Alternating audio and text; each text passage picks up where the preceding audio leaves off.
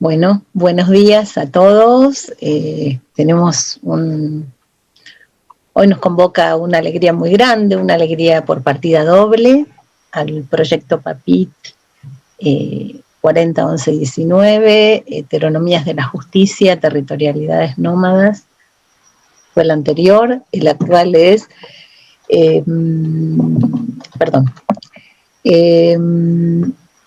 estoy muy emocionada por esta presentación. Son dos libros que vamos a presentar y que culminan un largo trabajo, un profundo trabajo que nos unió como comunidad de lecturas, como comunidad de investigación, como comunidad de escucha sobre todo, y de caminos. Hemos caminado junto a los nómadas por el desierto del Sahara, por el desierto de Sonora, y nos hemos detenido frente a los muros del norte, de nuestra frontera norte, junto al muro también de Cisjordania y también frente al muro del Sáhara Occidental, que Marruecos construyó frente al Sáhara Occidental. Después de 3 proyectos PAPIT, ¿sí? Uno primero, todos se llamaron Heteronomías de la Justicia, el primero de Exilios y Utopías, el segundo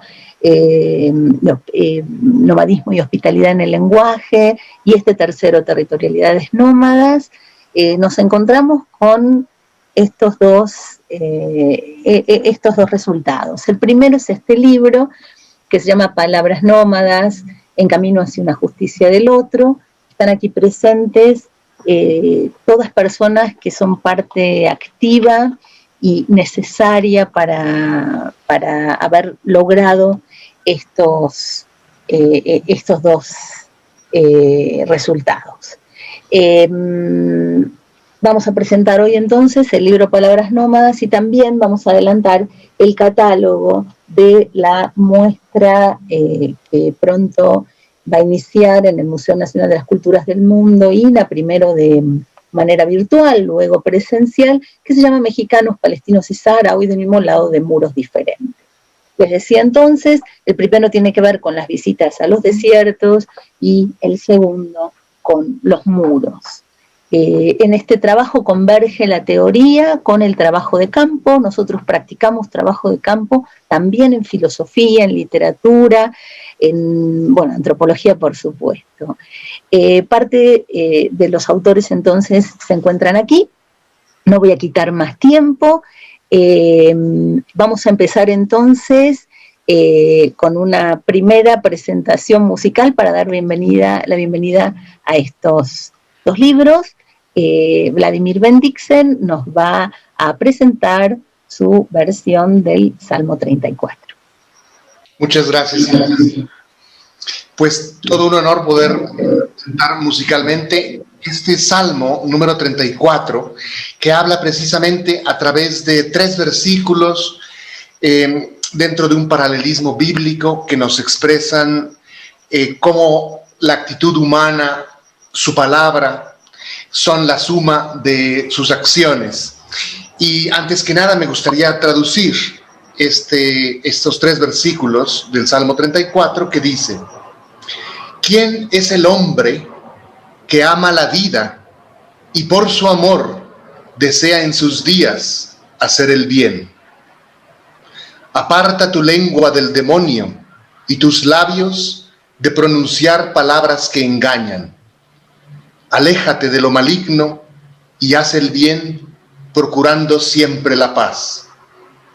En un análisis del paralelismo bíblico contenido en estos 3 versículos, podemos ver que quien ama la vida es por amor quien desea procurar el bien a los demás. Apartar la lengua del demonio es precisamente lo que se encuentra contenido dentro del lenguaje, para evitar las palabras que traicionan, que engañan, que mienten. Y la suma de la acción y la palabra está en alejarse del mal precisamente para procurar el bien, y en suma total se procura siempre la paz. me gustó comenzar con este salmo porque todas las palabras nómadas han surgido dentro de un contexto de la ética que es muy importante, pues en este proyecto, porque parte de la ética judía que hemos aprendido en este seminario. Y sin más, pues escuchemos esta versión.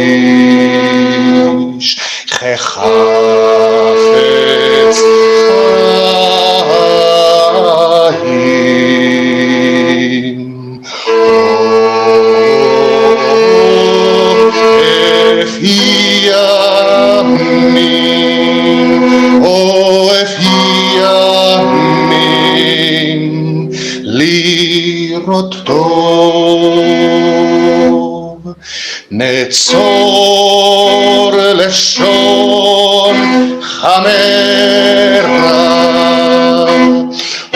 usfatecha nidaber mirma sur mera asetov bakeshalom berot fechu michaish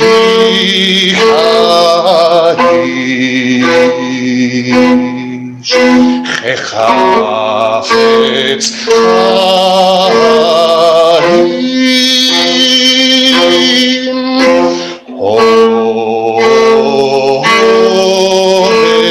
yamin ohev yamin lirot tov.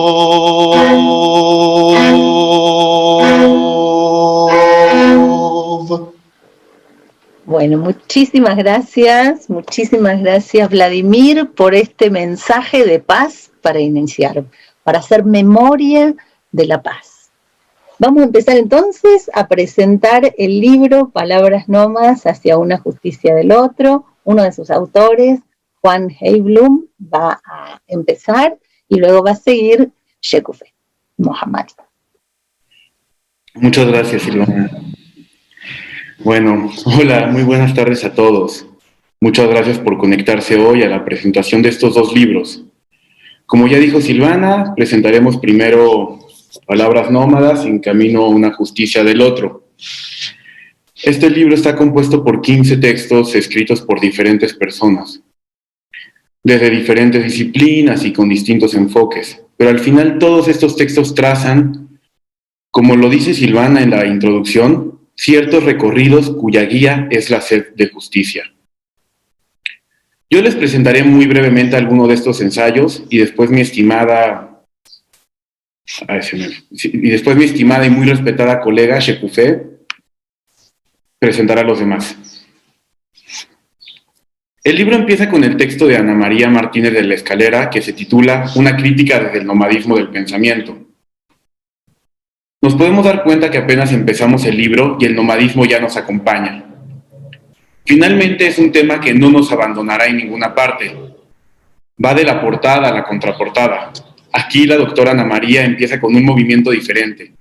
Ella no quiere realizar una crítica al nomadismo, más bien quiere mostrar cómo el carácter crítico comparte algo con la forma de vida nómada.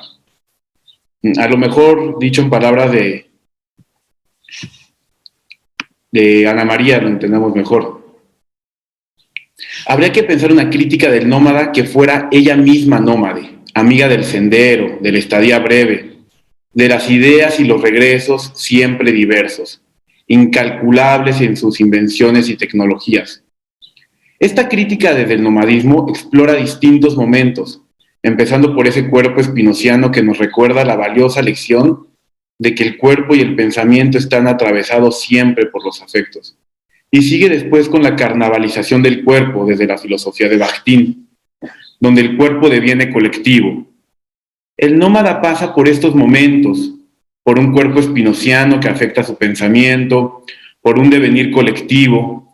Sin embargo, la intención de una crítica nómada queda marcada, pues nos abre un camino para pensar la justicia desde otro lugar, o incluso buscar otra justicia. Aquí, por ejemplo, esta barca que nos está enseñando Gaby es una barca nómada con el que se recorren los mares, pero también hay un camello, hay muchos textiles que nos pueden ilustrar este libro que estamos presentando ahora. Pero bueno, ahora pasemos al siguiente texto. Nuestro libro sigue de la mano de Deleuze y Guattari, pero ahora desde una aproximación diferente. Nomadismo, itinerancia comunitaria y líneas de fuga es el texto que Pilar Calveiro nos presenta en este libro. Aquí la autora habla del nomadismo bajo una perspectiva diferente, como oposición al Estado. Primero problematiza la concepción que tenemos de Estado, donde solo lo podemos entender como Estado-nación. Y luego marca esta oposición al Estado y la presenta como un movimiento que no es contraestatal, simplemente se mantiene como una fuerza ajena al Estado. Pero es en este estar ajeno al Estado donde ya se debilita. Cito a la autora. Desafía al Estado por el solo hecho de mostrar la posibilidad de prescindir de él. Así, a partir de estos puntos, Pilar nos pregunta, ¿qué relevancia tiene pensar el nomadismo para las prácticas políticas actuales? Y nos ofrece el caso de las comunidades indígenas autonómicas de México. De la mano de Cherán se muestra una autonomía que se discute entre la itinerancia y el nomadismo, pero que nace de esta fuerza nómada que ya describían Deleuze y Guattari. Aquí acaba la primera parte del libro y empezamos con la segunda parte. Palabras nómadas entre la tierra y el cielo, que se divide a su vez en dos, y yo voy a presentar la primera parte, sobre la tierra, nómadas y exiliados.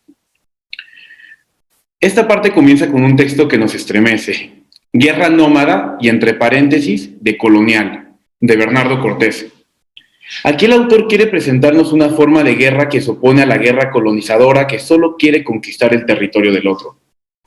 Una guerra de colonial sería aquella que intenta combatir al colonialismo. La máquina de guerra de Deleuze y Guattari nos recuerda este esquema, donde la guerra se opone al Estado. Y pues a riesgo de equivocarme, me parecería que esta guerra es la guerra justa declarada la guerra, de la que ya nos hablaba Levinas. Pero continuemos con el siguiente texto. Este libro se compuso entre dos grandes viajes, como lo dijo Silvana hace unos momentos, entre un viaje al desierto del Sáhara en 2017, pero también varios viajes al desierto de Sonora, donde vive la nación Comcac. Mariano Villegas recuperó de aquellos viajes ciertos elementos para escribir su texto, elementos para una nomadología Comcac. En este texto primero se muestra qué es la nomadología para Deleuze y para Guattari. Y en una segunda parte se nos ofrecen 4 elementos que pueden definir a esta en la coyuntura Comcac, en el desierto de Sonora. Voy a hablar rápido de estos 4 elementos. El primer elemento muestra cómo la lengua Comcac se ha mantenido como una lengua menor o una lengua de resistencia, que no solo nombra los lugares de su geografía en un mapa construido por fronteras, sino en un mapa construido por deseos y creencias. También es una lengua que ha resistido al llamado colonizador que los nombra seris. El segundo elemento muestra la imposibilidad de traducir nuestros propios conceptos, por ejemplo, de confianza y de hospitalidad, a la lengua Comcac. No hay una palabra de hospitalidad, o no la conocemos, pero eso no significa que no haya hospitalidad. Mariano nos dice que la hospitalidad, se articuló más bien con la relación que tienen con el cuidado de la tierra y cómo transmiten este cuidado a sus invitados. El tercer elemento problematiza la religión de los Comcac como su concepto de lo sagrado. Este concepto, a diferencia de lo sagrado para Occidente, es un excelente ejemplo para pensar otros modos de pensar monadológicos. En el cuarto y último elemento, el autor concluye con la máquina de guerra Comcac, marcando todos los gestos de resistencia que tuvieron ante la forzosa sedentarización. Y nos ofrece una pintura rupestre de La Pintada en Sonora, que él llama Máquina de Guerra. Está en la página 84, si lo quieren ver después. Seguimos ahora con el texto de Jorge Rodríguez, que se llama Tierra. Aquí el autor parte del concepto de tierra desarrollado por Carl Schmitt en su libro El Nomos de la Tierra. Hace un recorrido desde el mundo griego hasta el mundo contemporáneo para intentar explicar qué es la tierra. ¿Es un elemento más, como el agua y el aire? ¿O es más bien un sinónimo de territorio? ¿Es el mundo mismo? Todas estas preguntas quedan contestadas en este texto. Se traza un camino para entender este concepto de la mano de Schmitt, de Agamben, de Benjamin, de Deleuze y Guattari. Pero el texto no solo expone este concepto, también nos invita a pensar otras formas de concebirlo. Por ejemplo, desde las posibilidades que aparecen en el nomadismo. El texto que viene a continuación, y con el que se cierra la segunda parte del libro, se llama Por una humanidad hospitalaria, apuntes para una cultura del exilio. El autor, Hugo Vázquez Morales, trata el tema del exilio con la mayor actualidad posible, dando cierto énfasis a la coyuntura que aparece desde la migración. Para aproximarse a este tema, nos presenta la filosofía de Martin Buber y de Emmanuel Levinas. Ambas filosofías, la primera que nos ofrece una política desde el yo y el tú, y la segunda que abre una ética desde el sujeto y el otro, son campos muy fértiles para pensar el tema del exilio. Por ejemplo, si Emmanuel Levinas nos responsabilizó por el otro, instándonos a abandonar la noción propia de justicia para adoptar la noción extranjera, para buscar la justicia del otro, eso que hemos llamado, que Levinas llamó, y Silvana lo recuerda, heteronomías de la justicia. Entonces Hugo pregunta entre acordes levinasianos, ¿no soy yo responsable del exiliado? Y la respuesta que nos da es cabal, de una exigencia del tamaño de la ética de Levinas. Sí soy responsable por el exiliado. Y antes de pasar al último apartado del libro, presentaré el texto de mi colega Shekufé, que está aquí presente.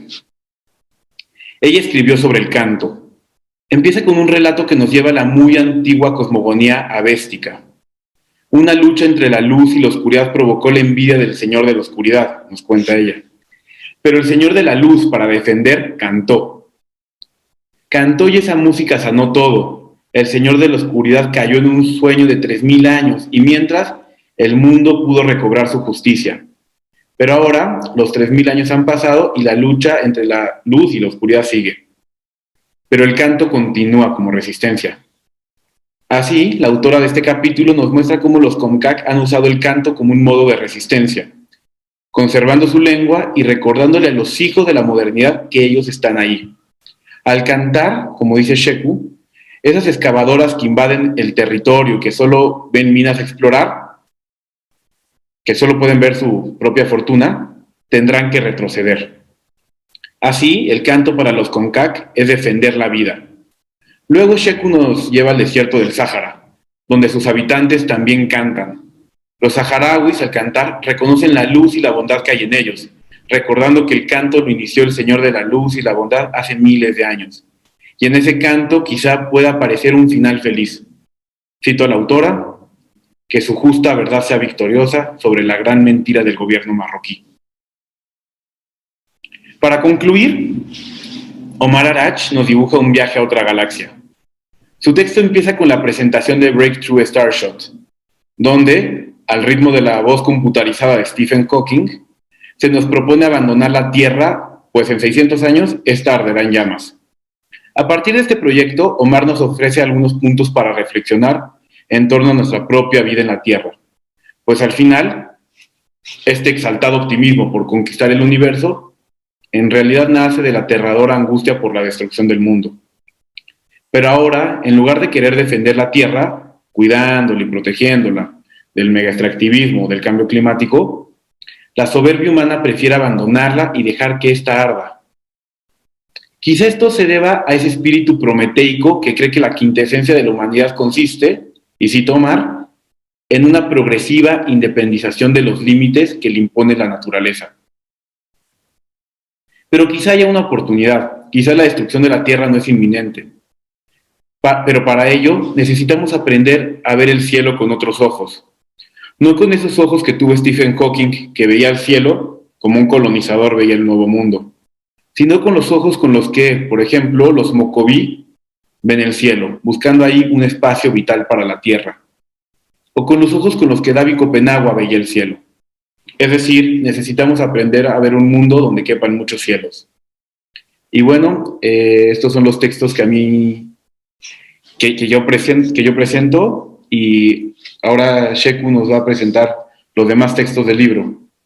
Muchas gracias. Muchas gracias, Juan. Bueno, buenas tardes. También muchas gracias por acompañarnos y agradezco también la invitación de Silvana para estar aquí. Los textos que yo les voy a presentar de este hermoso libro, para que vean también la contraportada, que es bien bonita, son 7 textos y pertenecen a una de las partes que se titula Voces que llaman en el desierto, y finalmente del último apartado, que es Tras las huellas del cielo. Entonces los primeros 6 pertenecen a este primer apartado y luego al último apartado del libro. Bueno, pues voy a comenzar. Primero, ¿qué es libro sino un poco de arena diminuta tomada un día en el desierto y restituida algunos pasos más lejos? Reflexionando a partir de la palabra badía, desierto fértil, entre los nómadas saharauis, Danivir Kent Gutiérrez teje con hilos poéticos badía, la huella del desierto como fuerza de vida en el pensamiento poético de Edmond Jabez. En el desierto silencioso, donde el tiempo se torna atemporal y el espacio adviene un no lugar, el ser humano se despersonaliza, sale de su centro, se vuelve pregunta eterna, curándose de toda respuesta. La transhumancia libera de la pertenencia y desterritorializa al hombre. Así, en esta ausencia, en la liberación de uno mismo, del personaje, del lugar, de la palabra, se abre un espacio hospitalario para otros significados, otro lenguaje y otras maneras de comprender. Un espacio de espera silenciosa para escuchar nacer otras voces y darles acogida, sin apropiarlas, siempre soltándolas, dejando siempre abierto el umbral del ilimitado desierto fértil. Segundo, alegraos que nos visita Bouvicher, viene con su piquito rebosante de cuentos y sus alas esparciendo historias. En Animales Nómadas, reflexiones en torno a nuestra relación con especies no humanas, Rita Guidarelli Mattioli Gutiérrez entona una canción de esperanza que acoge a animales de 2 pueblos nómadas, los Comcac y los saharauis. Recuperando leyendas míticas, nos recuerda que la tortuga fue creadora de nuestra tierra, que el camello guía al beduino hacia los pozos que atesoran agua, y que el colibrí, guardián de las infancias, y que del colibrí guardián de las infancias tenemos que aprender la hospitalidad. Es incorrecta y destructiva colocar naturaleza contra cultura, advierte. Y con el canto del Bouvicher, el ave que trae siempre buenas nuevas, nos invita a reformular nuestra relación con los seres no humanos, desde el respeto y el cariño de la igualdad, lejos de la dominación y explotación. Tercero, tu morada te acompaña en cada viaje. Tu hogar está en todas las miradas, tu casa espera en cualquier aroma. El nomadismo de Carlos Ángel Aviña Ballesteros es un elogio a la transhumancia, una vida ligera basada en una sabia relación con la naturaleza, un modo de ser rebosante de humildad y valentía. El nómada, que se mueve libremente buscando pastos y agua, solo se rige por las leyes naturales que le dicen cómo leer el cielo y la tierra. No necesita acumular bienes y desarrolla sus propios criterios éticos y sociales. El autor nos extiende al final una invitación a desertificarnos, es decir, hacernos humildes, simples, conscientes de nuestro entorno. Cuarto, cuando nos reconozcamos en nuestras disecadas pieles, al postrarse el cielo del día, extraeremos el jugo de la buena hierba donde pastan los mejores bondades.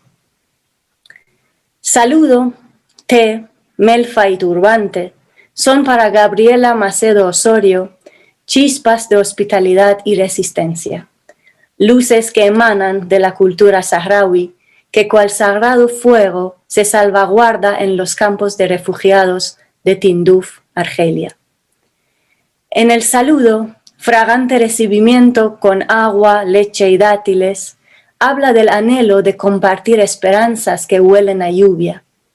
En la amargura, dulzura y la suavidad de las 3 rondas de té, vida, amor y muerte hechos sabor, evoca la conversación que alarga sin prisas la hospitalidad de una jaima. Entreteje la colorida vestimenta de las mujeres saharauis, la melfa, con historias de valentía y resistencia, y en los pliegues de los turbantes de los hombres devela protección contra las adversidades. Quinta, dame tu mano, dime tu palabra, dame tu corazón. Yo he comprendido tus raíces, con tus labios he hablado para todas las bocas, y tus manos me conocen. Elsa Aranzazú Blázquez Menes escribe acerca de Tuiza, trabajo colectivo y voluntario que realizan pequeños grupos, especialmente las mujeres, en el Sahara Occidental. Cuenta los antecedentes de esta práctica comunitaria que reúne a las mujeres para hilar y tejer una jaima, para esquilar y en tiempos de siembra y cosecha. Este espacio para compartir saberes, ayudarse y facilitar la difícil vida en el desierto, nos dice, se ha transformado a lo largo del tiempo. Hoy en día en los campamentos se figura como una ventana para reflexionar acerca de cuestiones de género. A raíz de la guerra, las mujeres desempeñaron nuevos papeles en la sociedad saharaui, pero la Unión Nacional de Mujeres Saharauis, bebiendo de la Tuiza, el alegre alma de la amada, busca realizar cambios duraderos, sostenidos por nuevas perspectivas y capacidades. Sexto, no me preocupa tu infierno, no me tienta tu paraíso, descorre el velo que cubre tu rostro, verte es lo único que anhelo.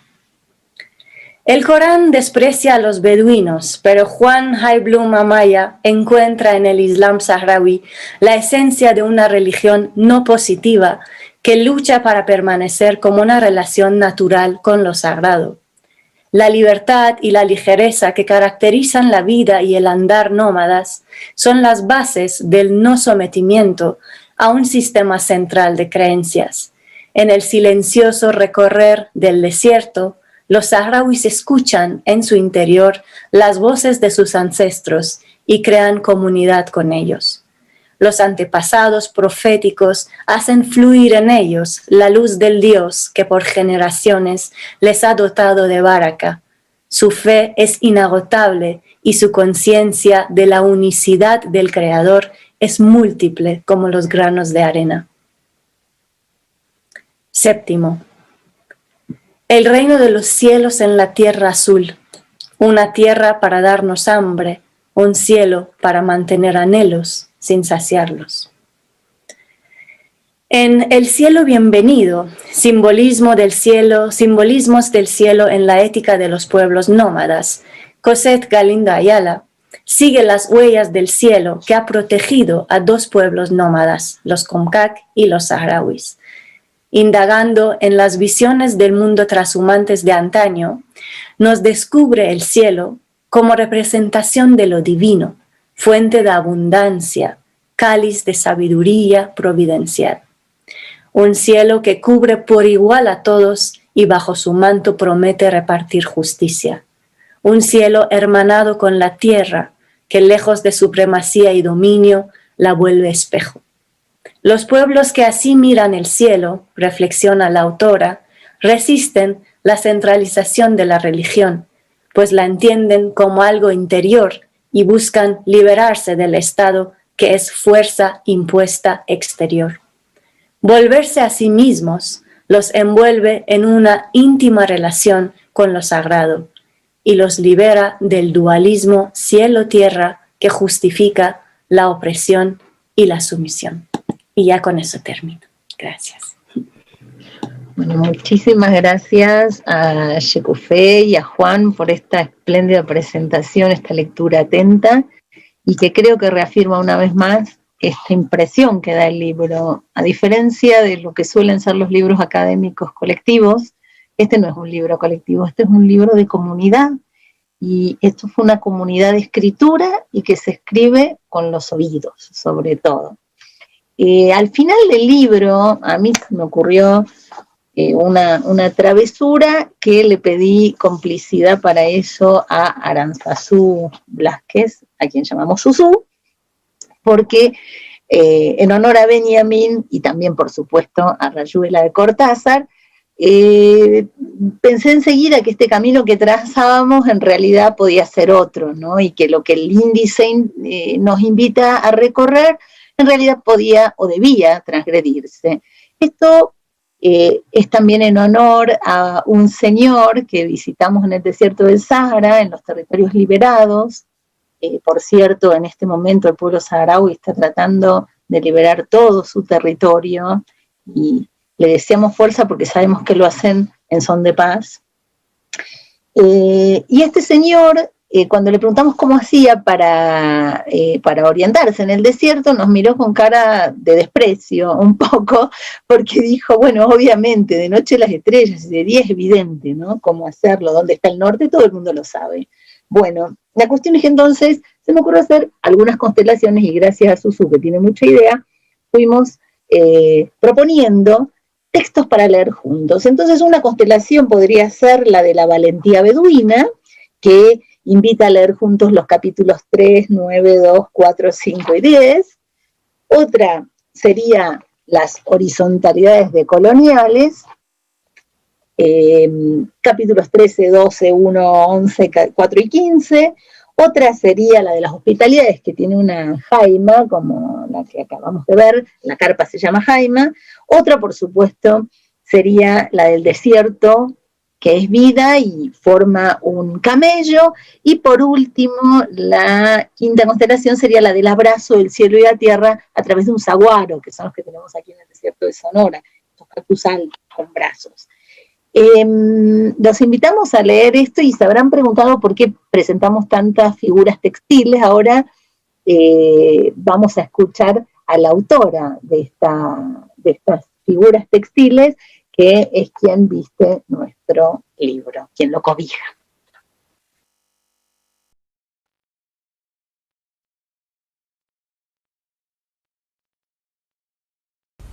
Hola, yo soy Rita y hoy les voy a platicar de la Lotería Nómada que estoy haciendo desde hace 3 años a raíz de 2 viajes que hicimos a 2 desiertos del mundo.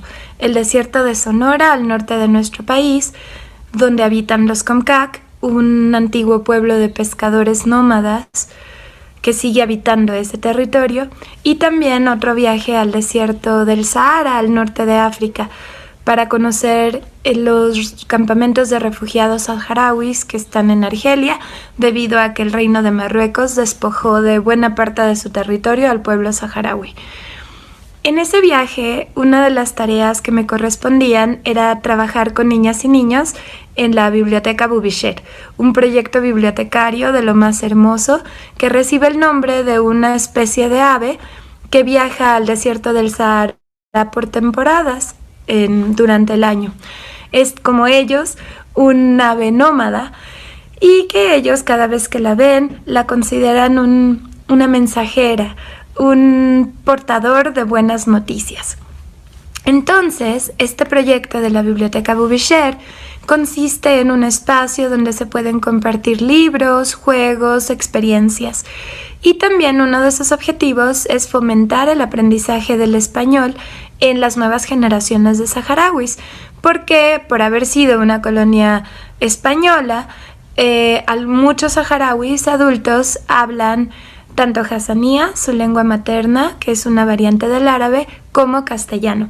Sin embargo, niñas y niños han perdido esa lengua, que para ellos es muy importante, porque además es un elemento estratégico que les permite comunicarse con otras partes del mundo. Recibir hospitalariamente a personas de Latinoamérica, de España, de otros países de habla hispana, y también crear lazos para poder hacer visible su situación actual, que es muy complicada, muy lamentable, y que está marcada todo el tiempo por su lucha por la justicia y por la recuperación de aquel territorio que han habitado durante generaciones y generaciones. Bueno, entonces cuando estuvimos allá, nos dimos cuenta de esto, de que niñas y niños no hablaban español. Entonces algunos de los planes que llevábamos, que era compartir con ellos historias, escribir, etcétera, se hicieron muy difíciles. Y por eso nos dimos cuenta de que un proyecto que podía ser muy bello era jugar con ellos la lotería tradicional mexicana que llevábamos, en una versión muy grande. Entonces jugamos con ellos y escuchando las palabras en español y al mismo tiempo viendo las imágenes, pues disfrutaron mucho el juego. De ahí me surgió la idea de que niñas y niños saharauis hicieran su propia versión de la lotería, una especie de lotería saharaui, que más adelante se convirtió en un proyecto de una lotería nómada, un juego que pudiera contener elementos tanto de los saharauis como de los comcac. Y entonces decidí hacerlo en la técnica de collage textil, quizá porque justamente ese mismo año aprendí a coser a máquina y recuperé esa pasión por el arte textil. Entonces decidí ir buscando elementos que fueran de algún modo un espejo. Para los saharauis hice el desierto, y para los comcac el mar, para los saharauis el camello, para los comcac la tortuga, para los saharauis la cabra, para los comcac el pez, para los saharauis el bubisher y para los comcac el colibrí. También incluye elementos que aparecen en ambas culturas, como la noche estrellada, la luna, las estrellas, que son elementos fundamentales en su cosmogonía y en su modo de habitar el mundo. Y bueno, aunque este es un proyecto que todavía sigue en construcción y que no he terminado, la propuesta es que cuando esté terminado lo podamos subir a la página web de nuestro proyecto, Heteronomías de la Justicia, para que todas las personas en todo el mundo puedan jugarlo en línea o puedan descargarlo tanto en color como en blanco y negro y hacerlo suyo y jugar esta lotería nómada. Por supuesto, también quisiéramos imprimirlo para devolverlo a las culturas a estos pueblos de donde surgió la idea, el pueblo comcac en Sonora y el pueblo saharaui en aquel desierto africano. Bueno, muchísimas gracias por esta forma de acompañarnos de Rita, que no podía estar con nosotros ahora, pero es quien cobija todo nuestro libro, porque de su collage, a su vez la diseñadora del instituto hizo este otro collage de la tapa. Va a ser ahora un anuncio, otra de nuestras integrantes y autora, que es Gabriela Macedo, porque antes de que pasemos a la publicación siguiente.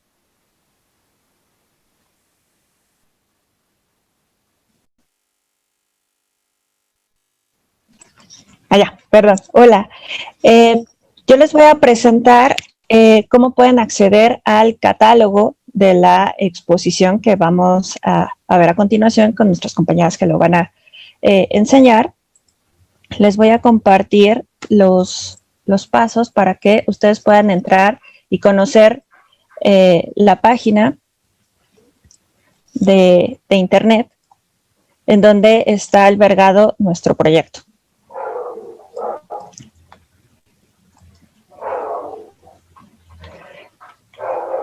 Ustedes entran a esta dirección www.iifl.unam.mx/justicia del otro, y una vez que entren podrán ver la página del proyecto de Heteronomías de la Justicia. Esta alberga los 3 proyectos PAPIT que mencionó la doctora Silvana al inicio. Si ustedes se van a la pestaña de exposiciones, se abre esta página y pueden ver tanto la primera exposición que se inauguró el año pasado, que se llamaba De Nomadismos y Hospitalidades con Praxis Saharaui, que estuvo en el Museo Nacional de las Culturas del Mundo, y la presente, que es Mexicanos, Saharauis y Palestinos de un mismo lado de moros diferentes. Ustedes seleccionan esta pestaña aquí, y en la parte inferior podrán ver el catálogo de la exposición. Si le dan aquí en ir al enlace del recurso, les va a abrir el sitio donde está albergado nuestro catálogo, que es en esta plataforma que se llama ISU, y también podrán ver el otro catálogo. Aquí está el sitio, podrán ver el otro catálogo de la exposición que les comentaba anteriormente. Entonces, en este mismo podrán ustedes desplegar el catálogo en forma de revista, con la pantalla completa, para que ustedes puedan irlo ojeando y irlo viendo, hacerle zoom y demás, y ver con detalle de lo que trata la exposición. Entonces estaríamos muy contentos que pudieran visitarlo. Bueno, muchísimas gracias, Gaby, por esta era una de las sorpresas. Bueno, las 2 sorpresas en realidad que teníamos eran una, escuchar a Rita y la experiencia esta de que también la costura es inherente a la investigación en filosofía y en letras y en antropología, y que también esta novedad que el catálogo que estamos presentando ahora se puede ver en su totalidad de forma virtual ya ahora, cosa que no es lo más frecuente, ¿no? En general tenemos que esperar hasta que por fin se pueda, más con la pandemia. Y bueno, sí, quería agregar una cosita a lo que dijo Gaby, porque ella mostró 2 catálogos, sí, porque ambos proyectos terminaron con cada uno con una exposición en el Museo Nacional de las Culturas del Mundo, INA, cada uno según su forma y las posibilidades. O sea, la primera muestra tuvo lugar en el año 2018 y la pueden consultar en la página web, y esta segunda muestra se va a inaugurar virtualmente en enero del 2021, pero bueno, ya esperemos en cuanto la pandemia nos lo permita también que físicamente pueda presentarse. Quisiera en este paso de un libro al otro, de un proyecto al otro, darle la palabra a Laura Sánchez y a Susu Blázquez, que nos van a presentar este catálogo. Si bien el primero hablaba de esa ligereza en el camino de los nómadas, ahora vamos a hablar de aquello que detiene, pero no tanto, el camino de los nómadas.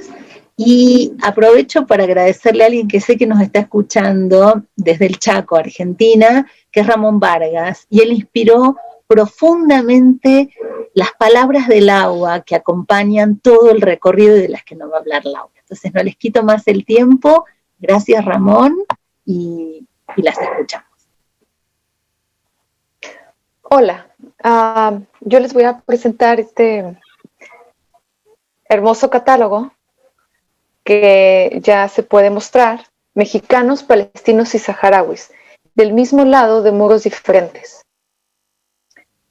El presente catálogo aborda de manera lúdica las experiencias que surgen a partir de la existencia de los muros construidos por 3 estados: Estados Unidos, Israel y el Reino de Marruecos. Es un recorrido que aborda 3 ejes analíticos: el socioambiental, el económico y el ético. Estos se presentan a partir de 2 perspectivas divergentes: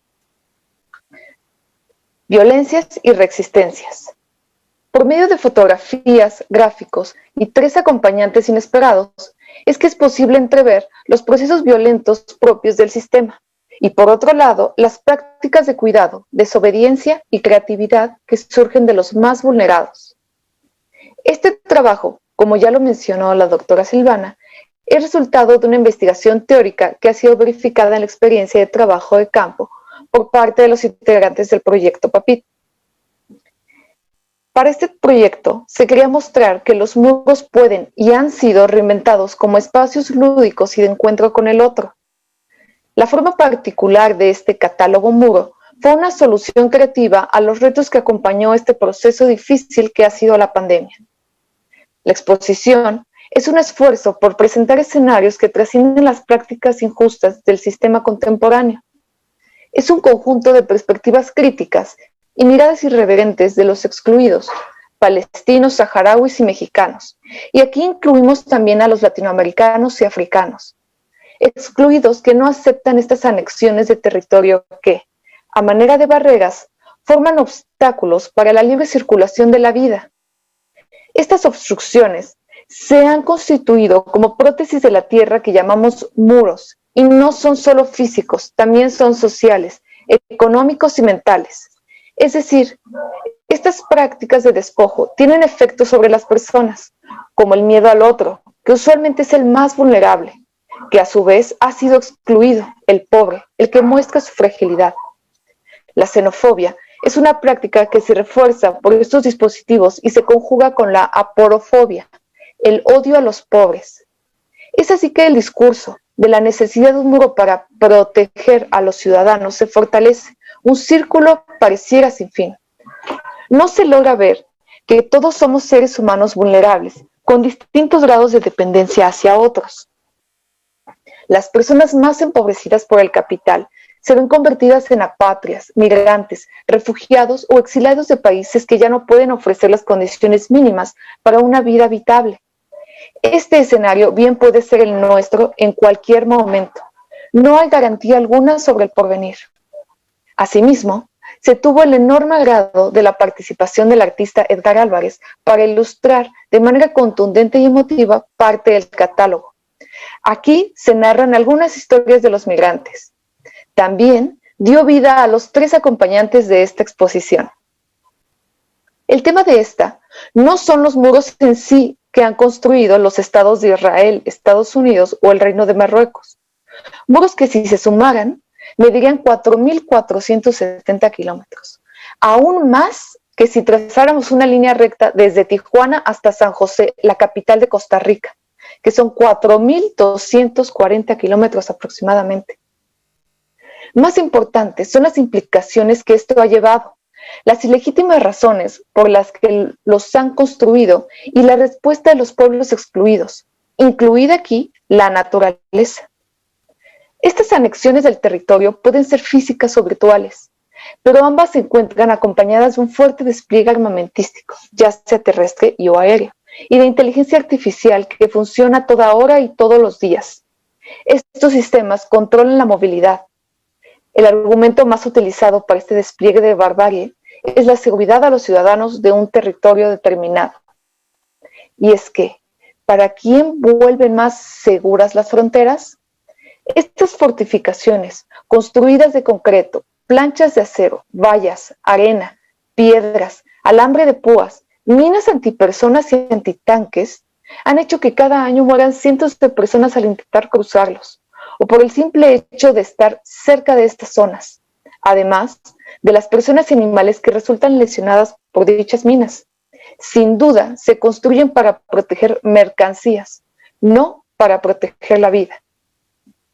Al final del catálogo hay un texto escrito por el antropólogo Alejandro Selene, en el que habla sobre los Tohono O'odham, gente del desierto, un pueblo dividido entre dos naciones, México y Estados Unidos. Un texto muy interesante.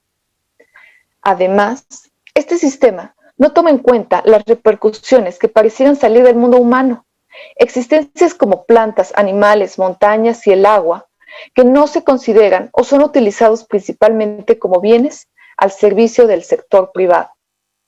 Estas existencias otras, catalogadas en el campo de lo ambiental, son afectadas por prótesis que se construyen de manera ilegítima. Constituyen una afrenta contra la vida y justicia de los que habitan los territorios. Son extraídos como meros materiales sin tomar en cuenta las consecuencias a largo plazo de los territorios despojados. Se separan familias, no solo de personas, sino de otras especies también. Se cambian ríos por presas, los cerros se ven convertidos en hormigón y vallas de acero, la arena en murallas, las olas de mar se ven frenadas por vallas y muros de piedras. El megaextractivismo esconde intereses muy reducidos y privados que se hacen pasar como bienestar humano, sin pensar que el bienestar no puede ser separado entre humanos y demás existencias. Todos habitamos en la misma casa. Las acciones humanas siempre tendrán repercusiones sobre las existencias otras. Ejemplos de estos actos ilegítimos han sido los perpetrados por el Estado de Israel, que ha arrancado de raíz olivos que llevaban decenas o cientos de años en territorio palestino, ahora ocupado, para darlo como regalos a los colonos israelíes, o simplemente los han talado e incendiado para arruinar las cosechas de los palestinos. En el caso de la frontera mexicana con Estados Unidos, existe un grave riesgo de continuar con la construcción del muro, ya que plantas y animales no conocen de fronteras, y para muchas especies es vital el libre paso entre México y Estados Unidos. Son más de 1.500 especies amenazadas por este muro. Una de las especies que se ha visto afectada es el saguaro, una de las cactáceas más grandes del mundo. Puede vivir hasta 300 años, consideradas entidades sagradas por los Tohono O'odham. Pero para el sistema no existe más voz que la del despojo y la acumulación. Es así que la frontera norte ha derribado estas entidades sagradas para construir el muro y vías terrestres asociadas a este. Parte de la fuerza del discurso en esta exposición es que estas existencias otras son narradas desde diversas aproximaciones poéticas y prácticas de lucha, voces exiliadas que dan forma y sentido a estas existencias, como lo es el agua.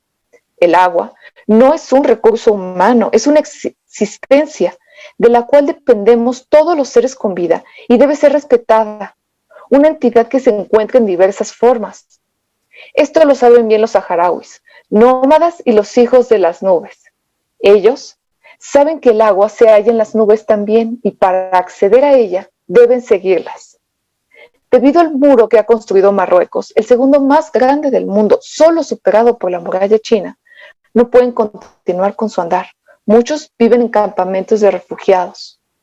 El Estado de Israel, por su parte, ha construido un muro que rodea cada pozo de agua para usurparlo, para adueñarse de una entidad que no tiene dueño. Esta ofrece un servicio al que lo necesita. Así, su muro mide más del doble que la distancia cercada. Es un enorme trabajo de despojo. Entendiendo la importancia del agua, es que a lo largo de la exposición y al pie de las páginas del catálogo, se da voz al agua desde una mirada crítica y también desde los propios pueblos excluidos. El agua recorre todo espacio disponible, desde el subsuelo hasta donde se consume en pozos, como arroyos o ríos en los cuales se pesca, o bien como nubes y ríos voladores que fluyen y riegan planicies.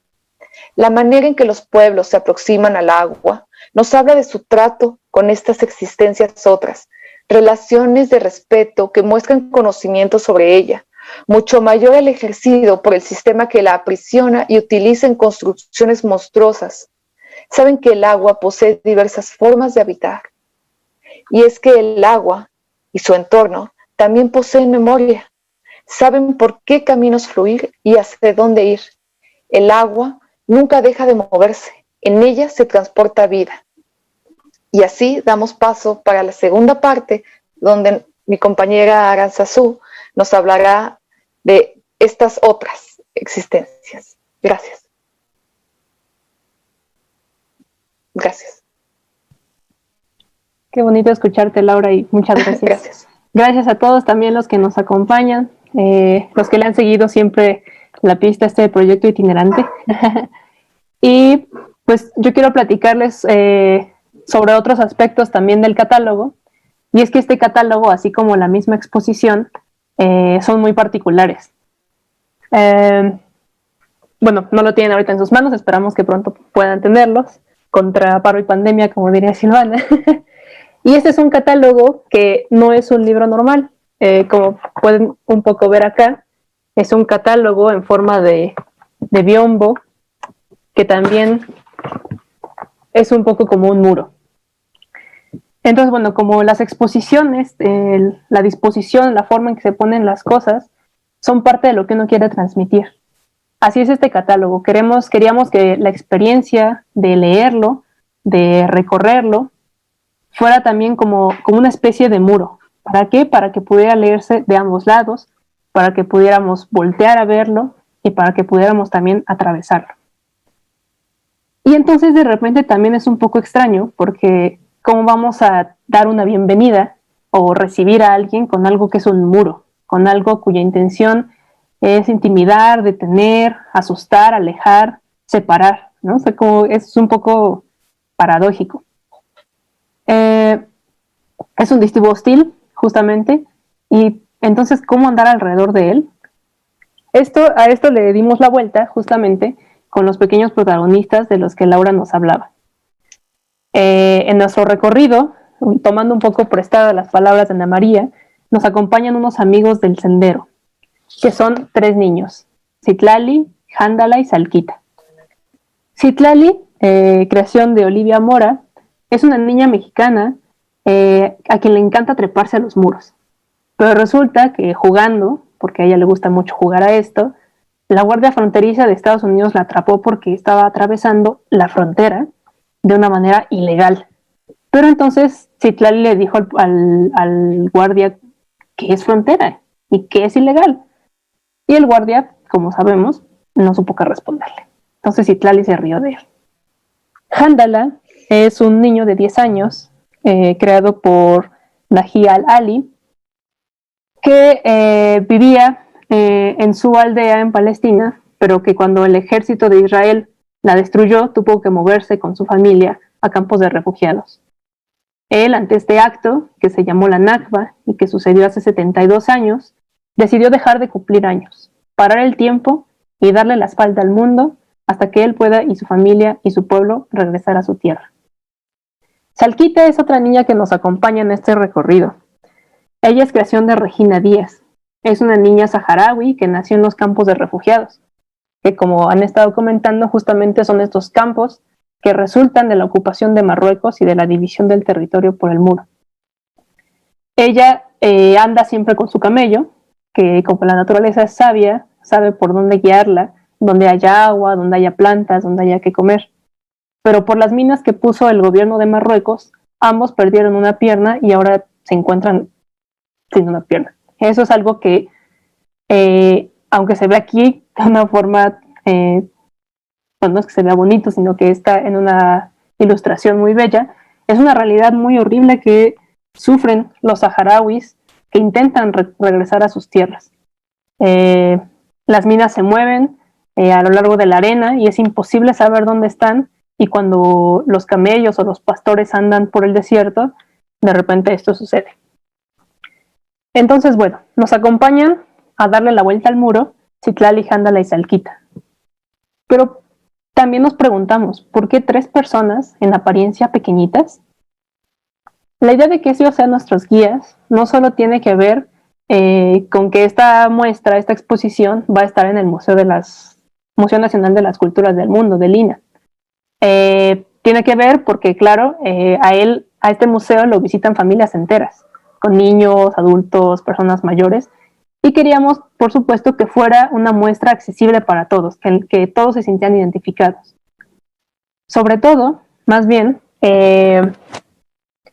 invitamos a estos 3 pequeños protagonistas porque son los niños, con su creatividad para pensar otras formas y su irreverencia ante todo, quienes tienen esas potencias necesarias para desarmar el sentido de estos abrumadores dispositivos que son los muros.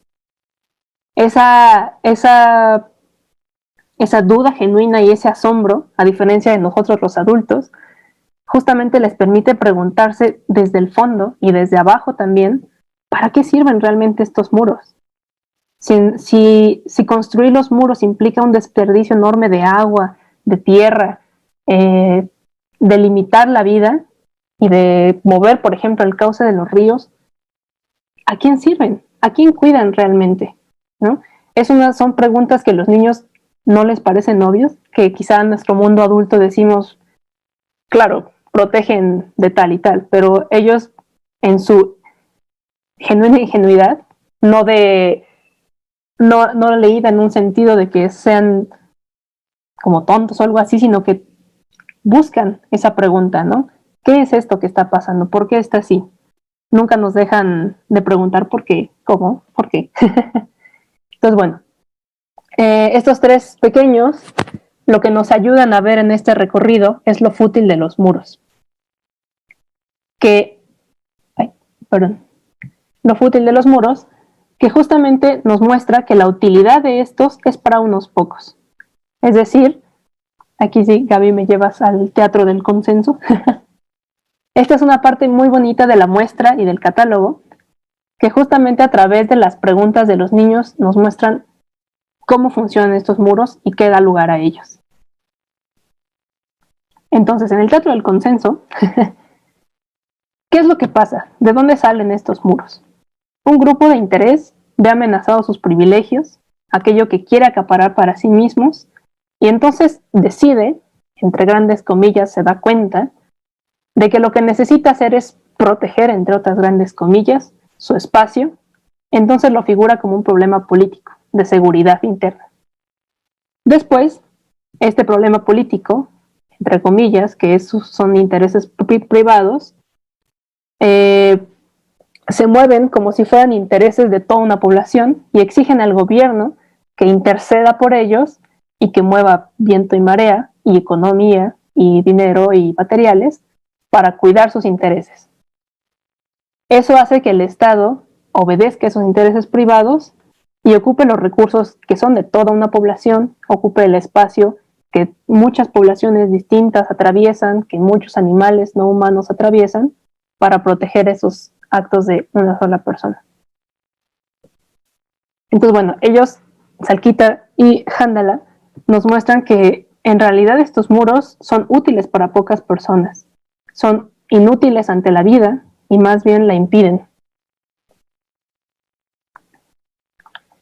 Y esto nos lleva a una frase que seguramente todos hemos escuchado y que también encontramos en el lado anverso del muro, y que es que nosotros no cruzamos el muro, sino que el muro nos atravesó.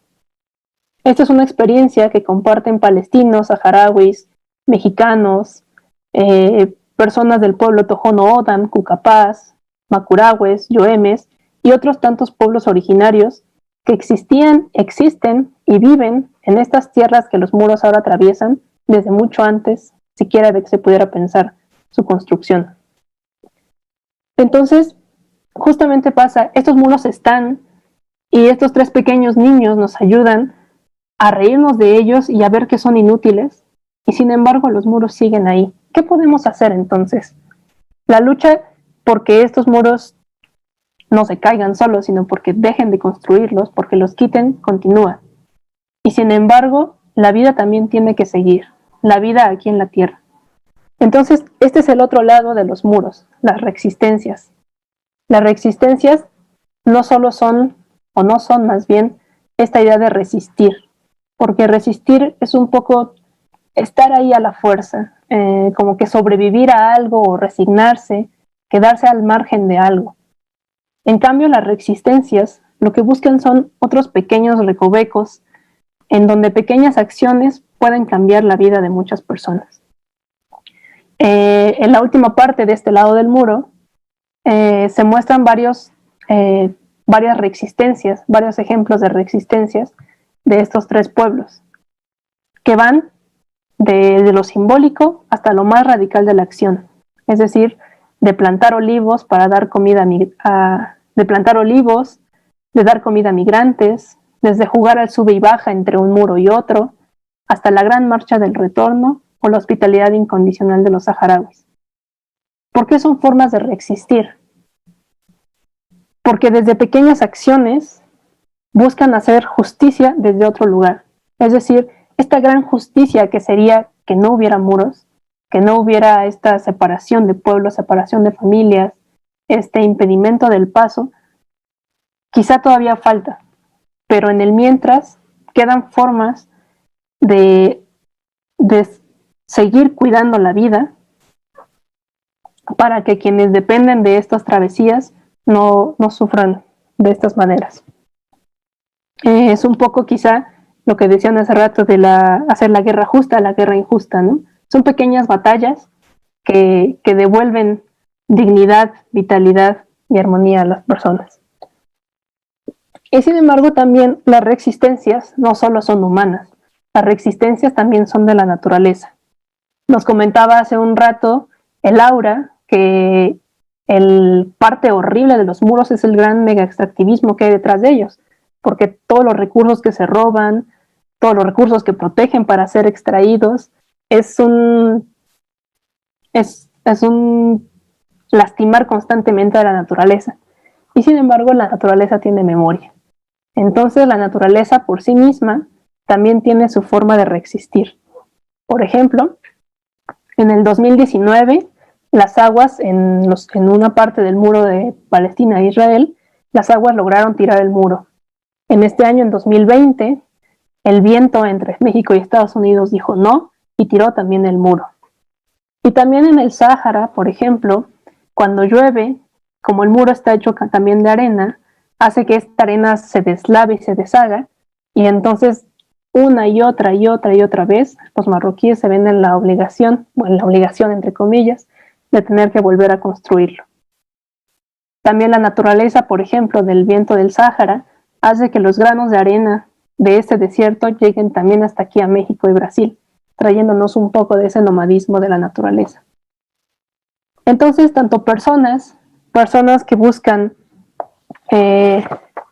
cuidar el amor, procurar la paz, como nos decía Vladimir al inicio, esas personas son las que cultivan estas pequeñas resistencias que nos dan esperanza a nosotros y sobre todo a las personas que intentan no otra cosa, sino perseguir una vida mejor, ¿no? Y entonces, bueno, estos pequeños niños nos acompañan en este recorrido, con sus preguntas nos dan una mirada crítica, y creo que también nos invitan a recuperar este espíritu interior, este espíritu infantil, que muchas veces se nos esconde en nuestra adultez de cosas establecidas, y a seguirnos preguntando, ¿no? A seguir socavando esos muros con risa, admitiendo el miedo, pero también convirtiéndolo en valentía, para no aceptar estas cosas ilegítimas. Y eso sería todo por mi parte. Muchísimas gracias, Susu y Laura, por esta presentación tan detallada. Gracias, Gaby, por darnos la buena nueva, como un bubiller, como un colibrí, nos trajiste la noticia de que se pueden ver completo. Y a mí me gustaría recuperar algo de lo último, porque sí, llama la atención que hagamos cosas tan infantiles desde un instituto de investigaciones, y lo hacemos con pleno respeto, no solo a la infancia, sino a lo humano y a todo lo que vive. Y porque entendemos que la Universidad Nacional se debe a toda la nación, y que tenemos un deber de transmitir lo que fuimos aprendiendo y escuchando con una palabra que sea humilde y hospitalaria a la vez.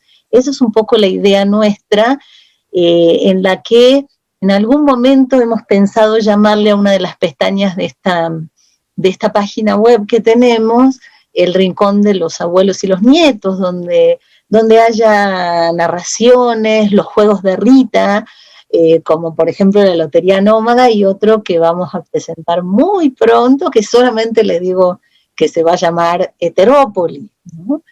Entonces, y donde hay unidos ahí los talentos ocultos que provienen de la infancia de los distintos miembros de este proyecto.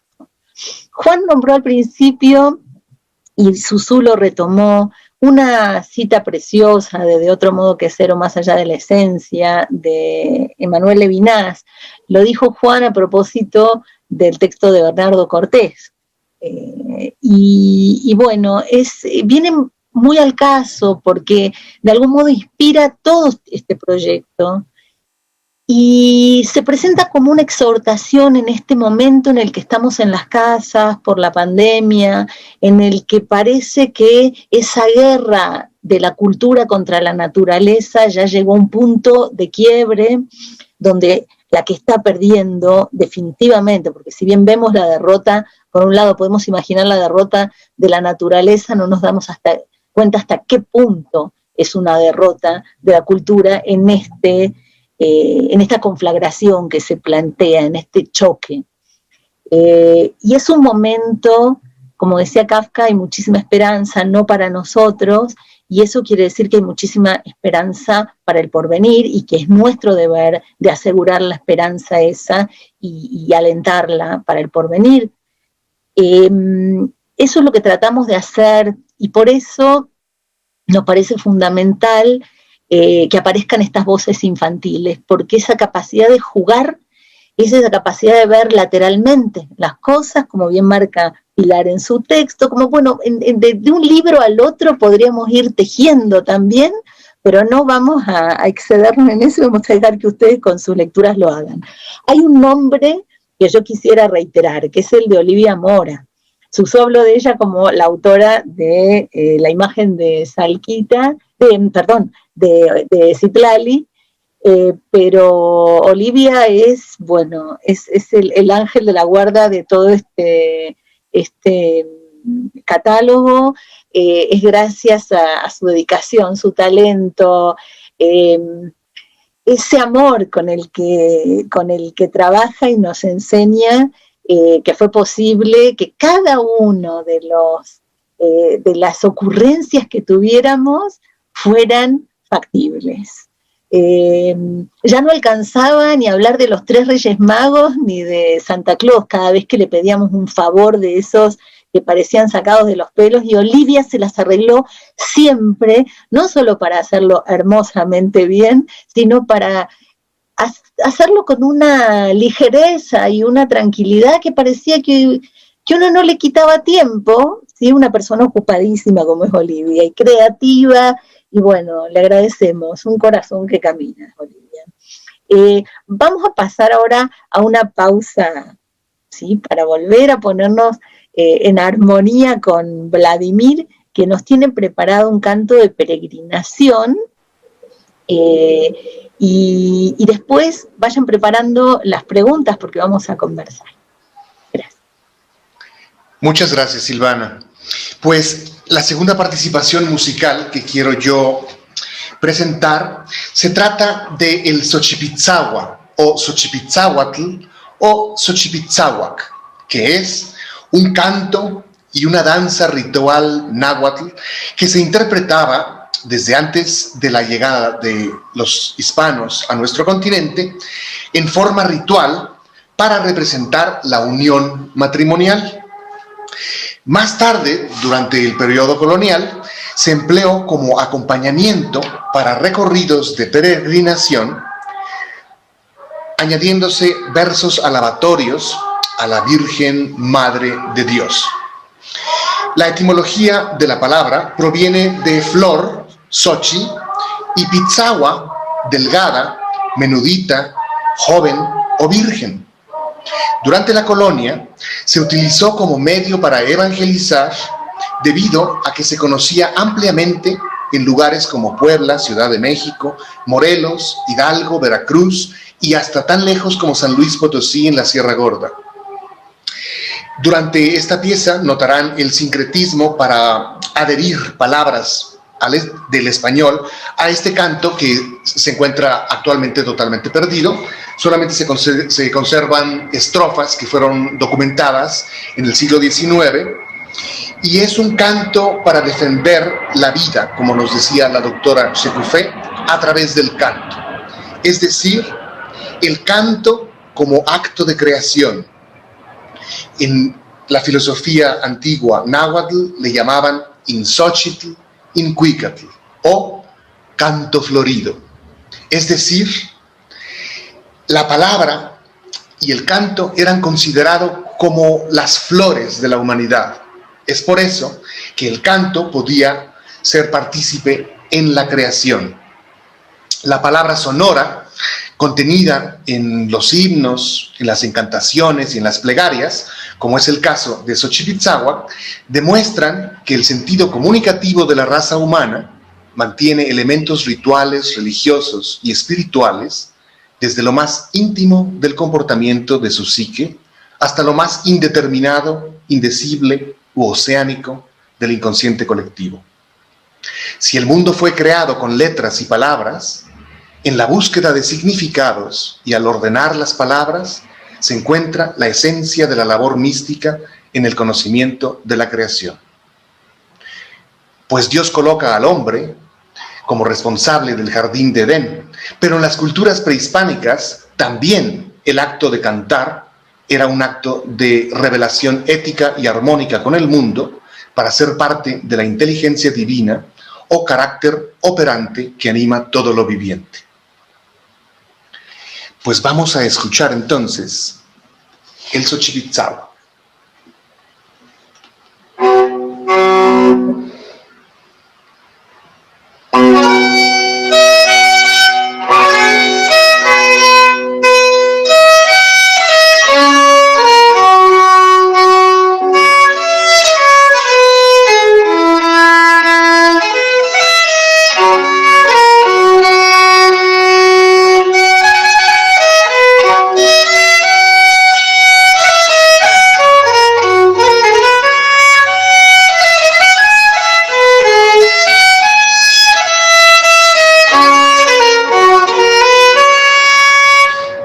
Y acá, compañeros, y pasa lo que María, y Agualoche, Pantonanzi, Santa María, Guadalupe.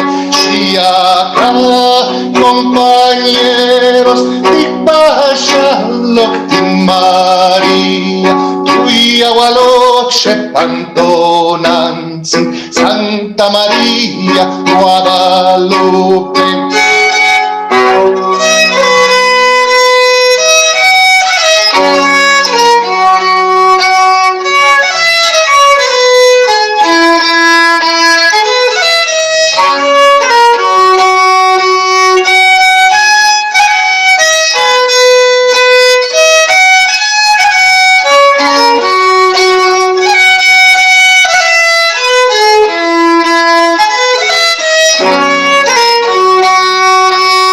Xochipitzáhuac se anisado, Xochipitzáhuac se licor, Tuyahualoche, Pantonanzi, Santa María, Guadalupe. Xochipitzáhuac se anisado, Xochipitzáhuac se licor, Tuyahualoche, Pantonanzi, Santa María, Guadalupe.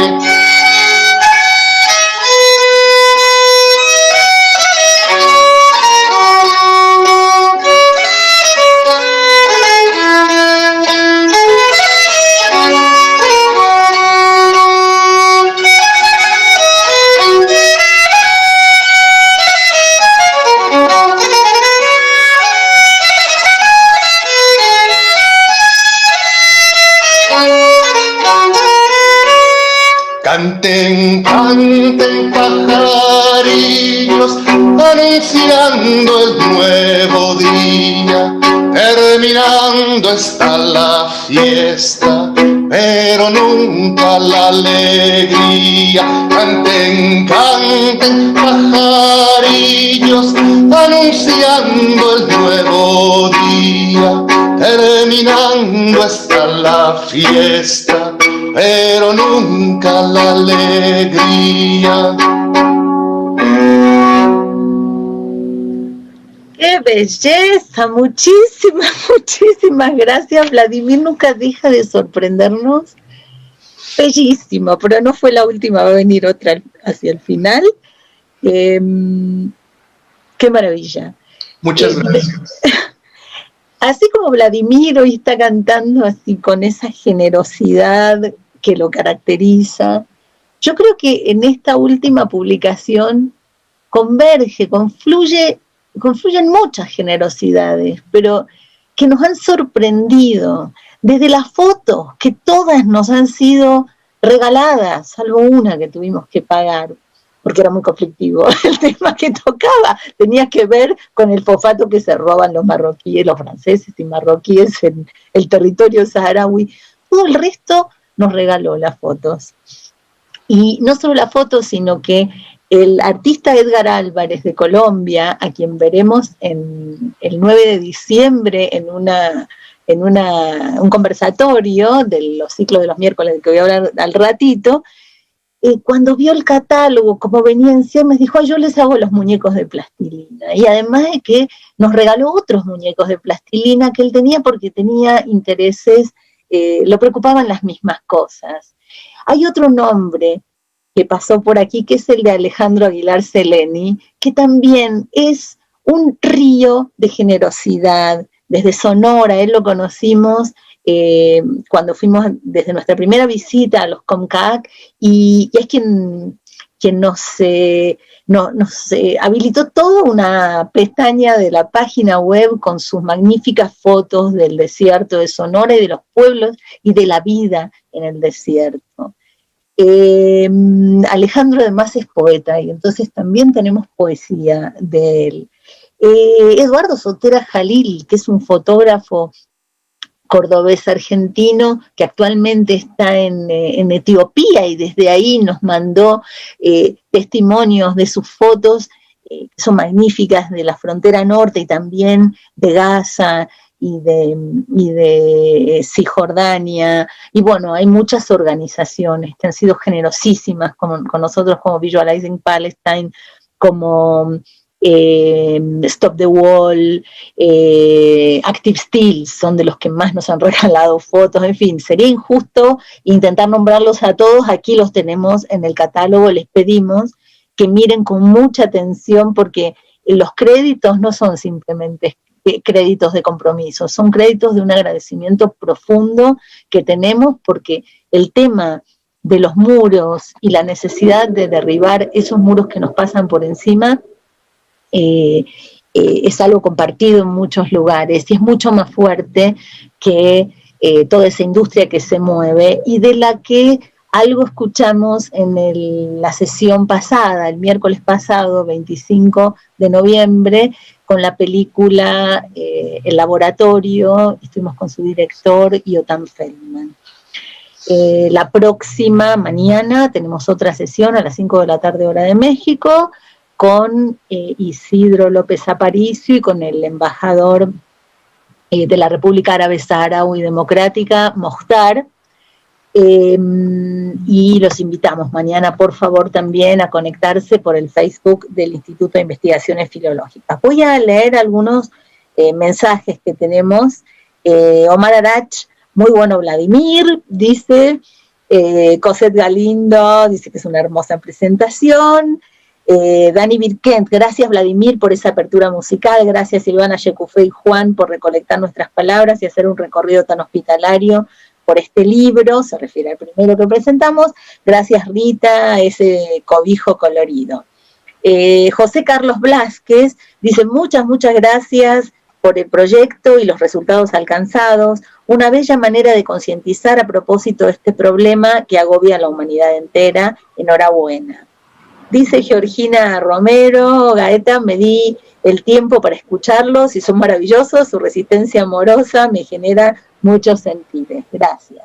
Invitamos a que envíen, por favor, preguntas y comentarios, porque otro comentario de Omar Arach dice: muchas gracias por esta hermosa presentación multimediática con tantas formas expresivas y puntos de vista y escucha. Yo creo que Omar Arach supo enseñarnos a nosotros a lo largo de este tiempo y en los encuentros sobre parte de todo esto que nos habló Laura, ¿no? Del mega extractivismo, de la cuestión del agua, sobre todo.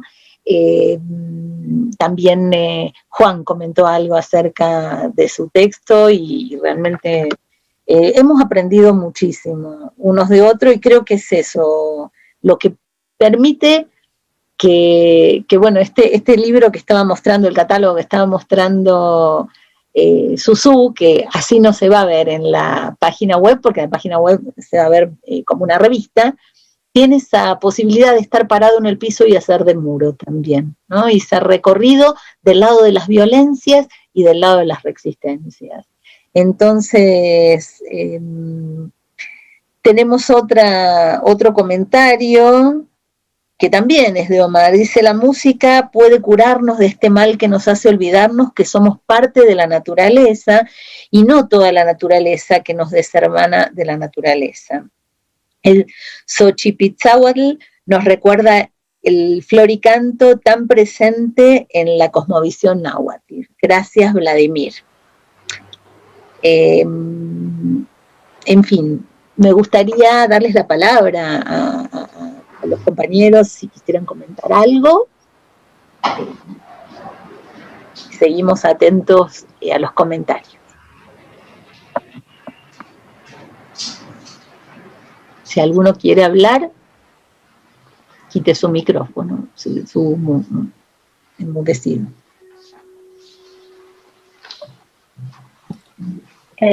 Sí, yo quería también como agradecerte a ti, Silvana, como editora del libro y como responsable del proyecto, porque yo creo que ha sido un espacio muy valioso para todos los que hemos podido participar.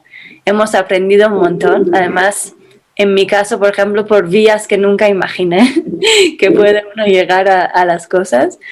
Y no sé, como que escuchándoles ahora y leyendo también ese libro, los diferentes textos que lo componen, me parece que, no sé, todos los autores y autoras pues estamos como muy atravesados, ¿no? Por todo lo que pasó a lo largo de tantos años, y muchos de ustedes llevan muchísimo más tiempo que yo con Silvana, pero de todos modos, y los viajes que hicimos, y no sé cómo, y ahora que justo esta gente que nos abrió su jaima en el Sahara Occidental, quién sabe cómo la estén pasando, que es como un momento pues muy delicado.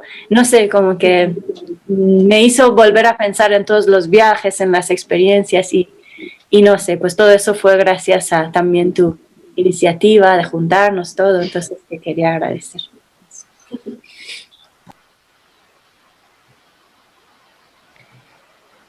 Muchísimas gracias, Yeku. Sí, todos aprendemos de todo, y bueno, nuestros grandes maestros han estado en los desiertos, ¿verdad? Dice Sergio Bojalil: excelente sesión, saludos a todos.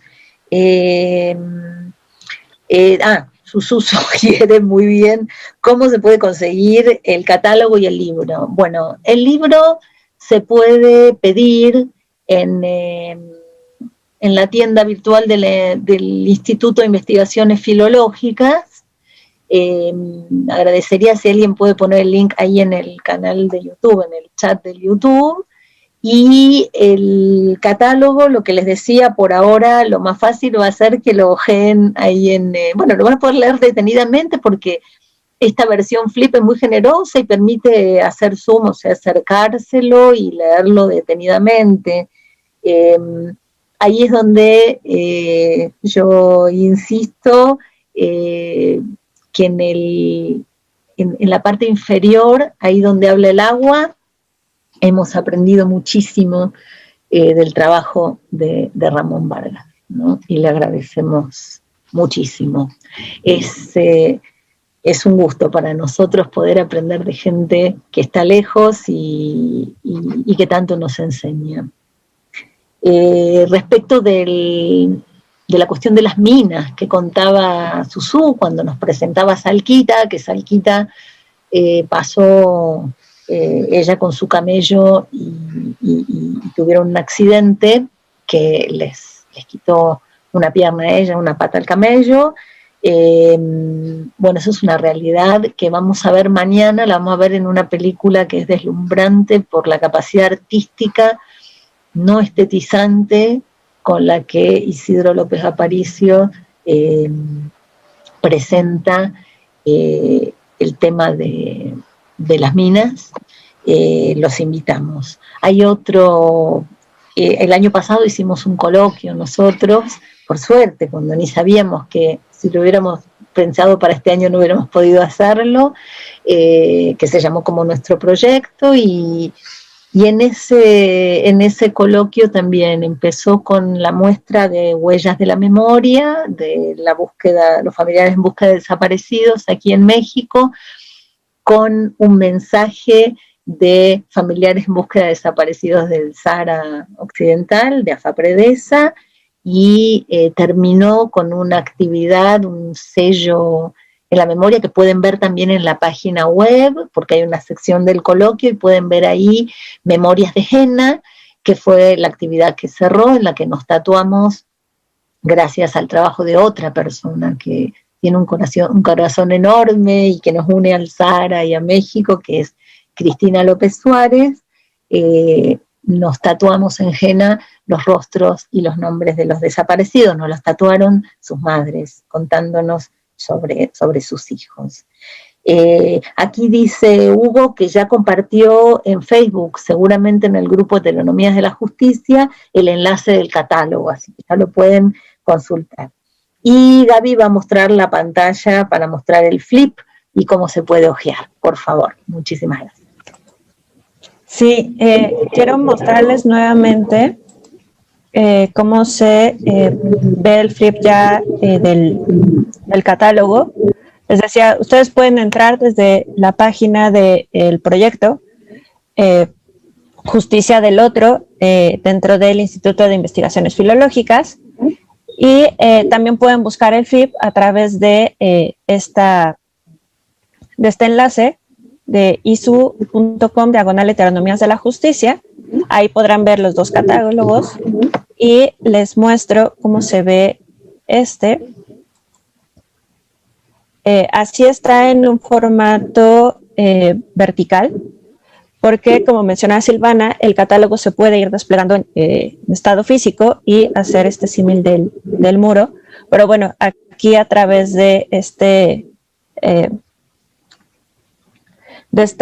plataforma podemos verlo tanto en la computadora como en el celular y podernos acercar para ver a detalle y poder leer con toda atención cada uno de los apartados que tiene aquí el muro, los mapas, y podemos así ir pasando de hoja en hoja, acercándonos a él.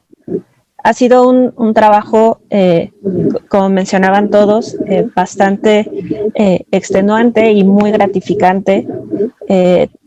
La recolección de las fotos, el resumir y el poder expresar en estos párrafos toda la problemática que implica el establecer un muro y, como menciona al final, ¿no?, lo ridículos que son, porque simplemente impiden el paso, pero todo lo que está atrás, todo lo que conlleva, como mencionaba Laura, la destrucción ambiental, la muerte de especies animales, de seres humanos, la separación de las familias,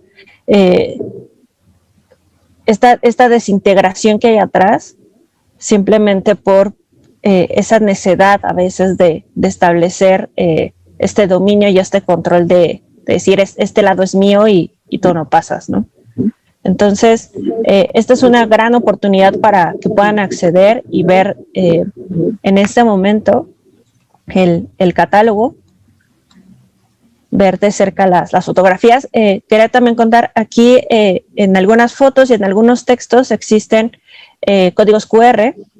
Ustedes pueden a través de ellos desplegar ya sea videos, también desplegar otros textos o enlaces de páginas que pueden complementar esta experiencia de información y de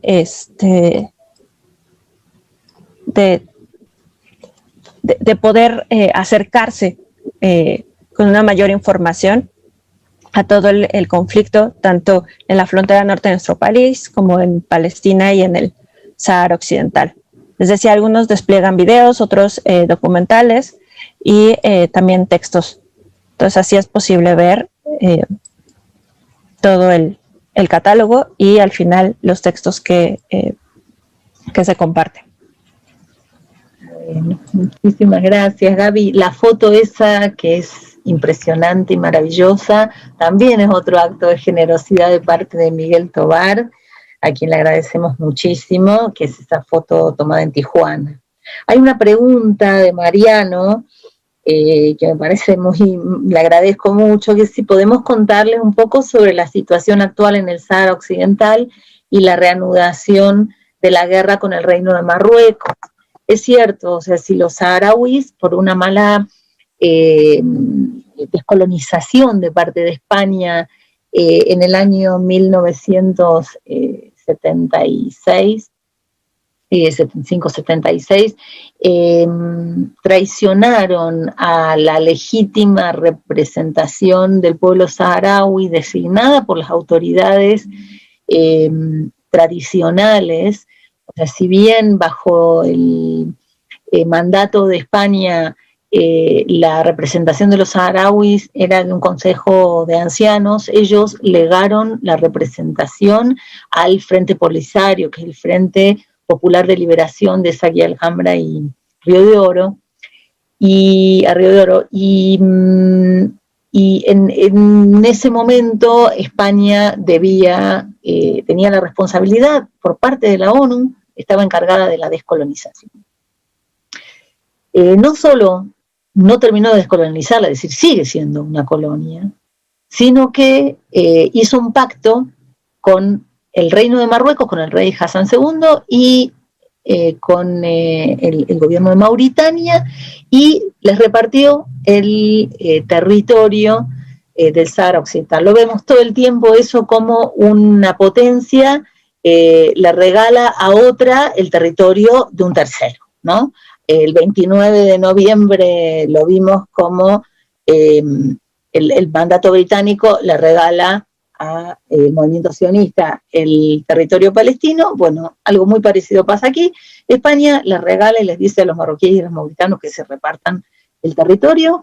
Empieza el rey Hassan II, con esa astucia que le caracteriza, llama a una marcha verde, llama a la población civil a que vaya a ocupar el territorio saharaui. 350.000 marroquíes se van a colonizar, y el Polisario, por supuesto, empieza a organizarse para reclamar su tierra, para contraatacar con la máquina de guerra, esa de la que nos habló Juan en el comentario del primer libro.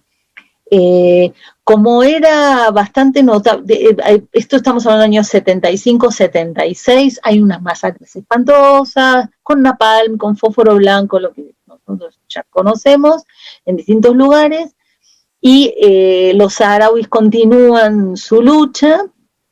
En el año 80, Marruecos empieza a construir el muro.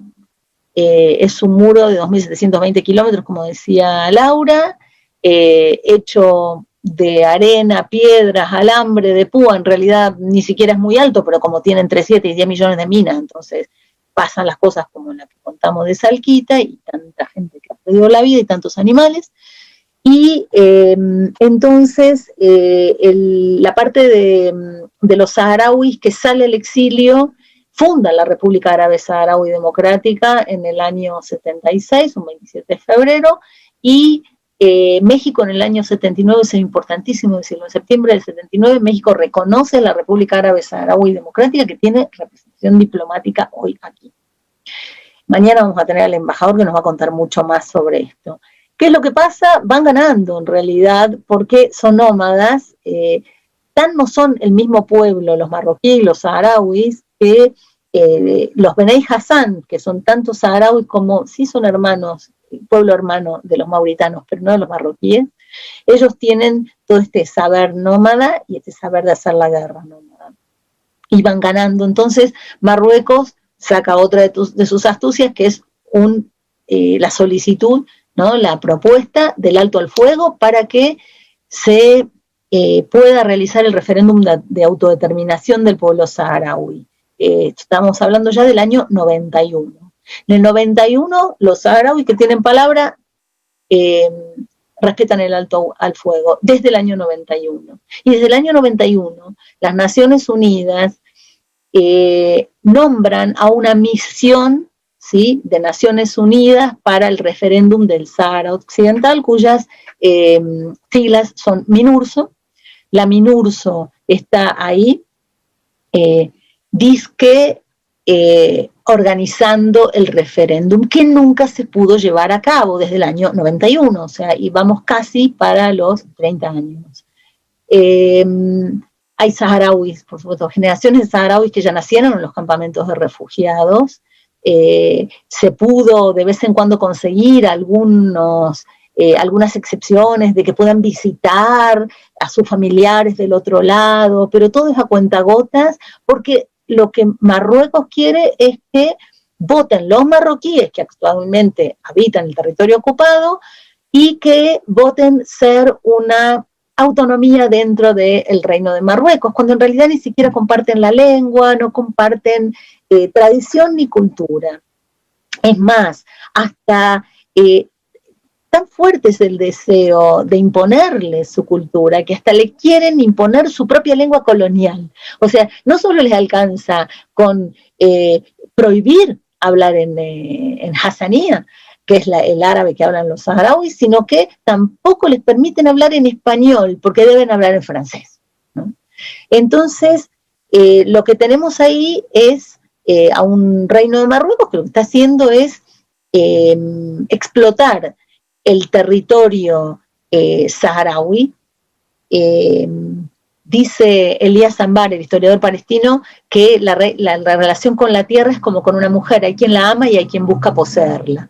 Bueno, algo parecido, él lo dice respecto de los palestinos y los israelíes, algo muy parecido pasa aquí con el Sahara, o sea, los saharauis quieren volver a su tierra amada, pero los marroquíes ven en ella los recursos que son los fosfatos, el banco de pesca más importante de la región, en fin, hay mucho que está administrando el Reino de Marruecos en favor de otras potencias que tienen derecho al veto, como Francia. Hay una lista que salió hace poco con las empresas que lucran en territorio ocupado saharaui, y bueno, son muchas, de Francia, de España, hay incluso una mexicana. Bueno, lo que pasa ahora, tuvimos hace poco, el 9 de noviembre, cuando conmemoramos el Día Internacional contra los Muros, tuvimos aquí a 3 personas desde los muros que nos hablaron. Nos habló una compañera desde la frontera norte, nos habló un compañero desde el Sáhara Occidental y una compañera desde Cisjordania. Eso se puede encontrar aquí en los registros grabados. Y en ese momento, Brahim, que es nuestro compañero saharaui, nos estaba hablando del Guerguerat, que está en la frontera sur con Mauritania.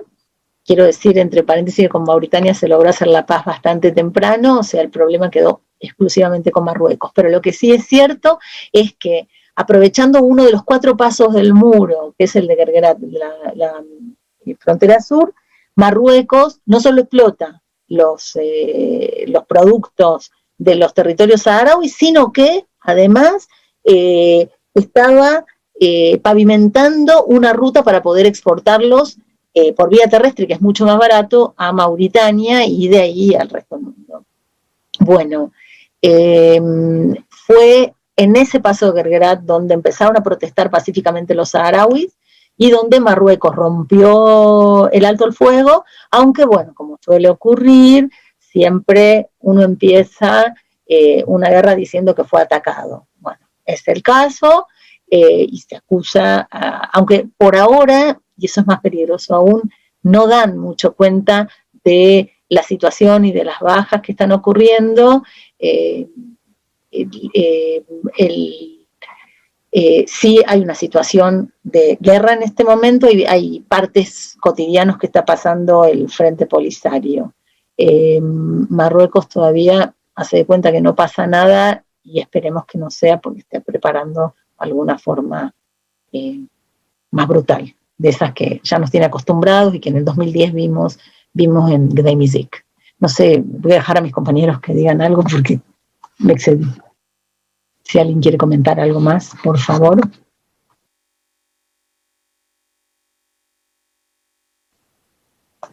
¿No? Bueno, entonces, con la esperanza de que nos leamos pronto, le vamos a dar a Vladimir nuevamente la palabra para que nos lea un poema y toque una música y después ya cerraríamos invitando a lo que sigue mañana. Gracias, Silvana. Pues a mí me gustaría concluir entonces la parte musical y bueno, la parte de la presentación general de los textos con un poema del poeta nacional palestino Mahmoud Darwish. Un poema que se llama Yo tengo detrás del cielo un cielo. Es un poema maravilloso que nos recuerda precisamente el cielo bienvenido del artículo publicado en este libro Palabras Nómadas de la doctora Cosette Galindo, porque el cielo bienvenido es una fuente de justicia y es espejo del alma humana, pues el cielo bienvenido, el cielo en sí no tiene fronteras. Las fronteras las pone la necedad de la ambición humana. En este caso, la poesía de Mahmoud Darwish, el ser es palabra creadora, y su hogar es esta arena y esta hoguera y esta hogaza que son el pan sacrificial de su canto poético. Y este canto poético puede detener al pronunciarse en resonancia, recordemos que el canto es un acto colectivo, pues la poesía puede parar este holocausto en el que nos encontramos actualmente, por codiciar el metal precioso que sigue siendo vellocino de la economía mundial, y más que nunca ahora es alabado en los templos bancarios que rigen la conducta del cielo. Entonces voy a comenzar con Yo tengo detrás del cielo un cielo.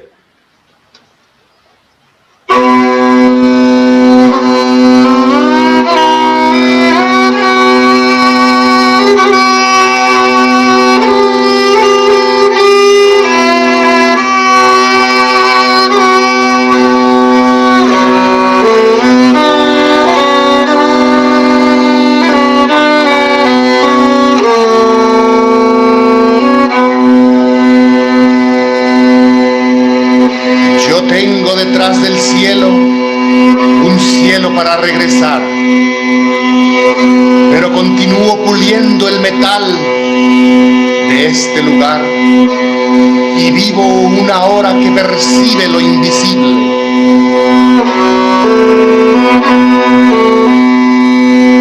Sé que el tiempo no será 2 veces mi aliado y sé que saldré de mi bandera cual pájaro que no se posa en ningún árbol del jardín.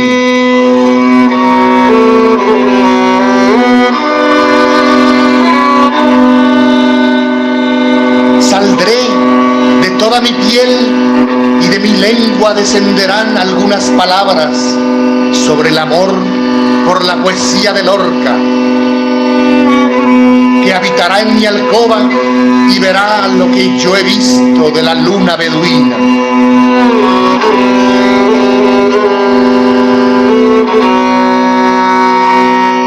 Saldré del almendro como algodón sobre la espuma del mar.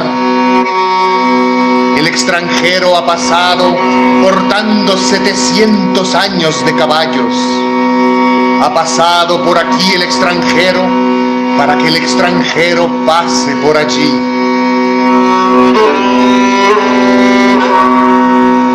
Saldré dentro de poco de los pliegues de mi tiempo como extranjero de Damasco y de Andalucía.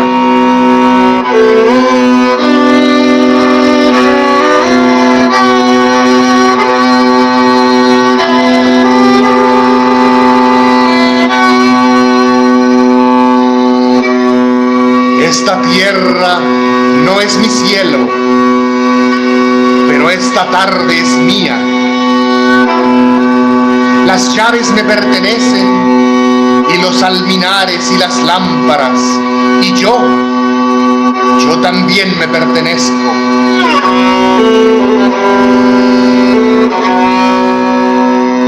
Soy el Adán de los dos paraísos,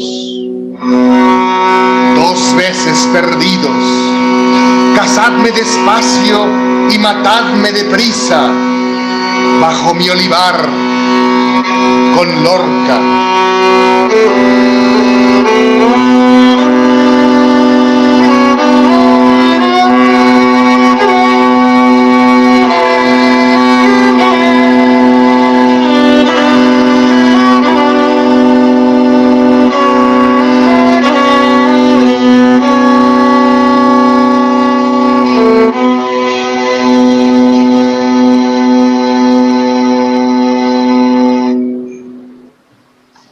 Muchísimas gracias, Vladimir, muchísimas gracias.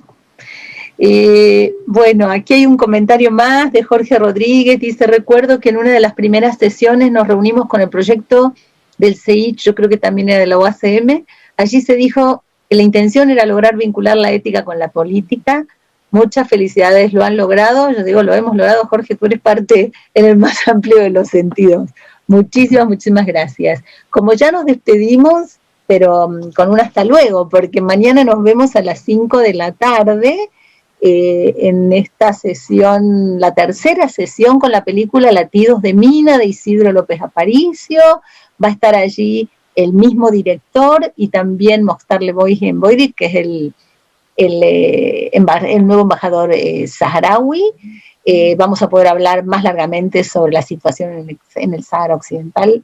Esta es entonces la invitación mañana por el canal, no, por el Facebook del Instituto de Investigaciones Filológicas. Y bueno, les agradecemos muchísimo y les volvemos a poner las imágenes de los libros que hemos presentado hoy, con la esperanza de que puedan leerlos y que puedan entrar también a la página web para ir viendo el catálogo.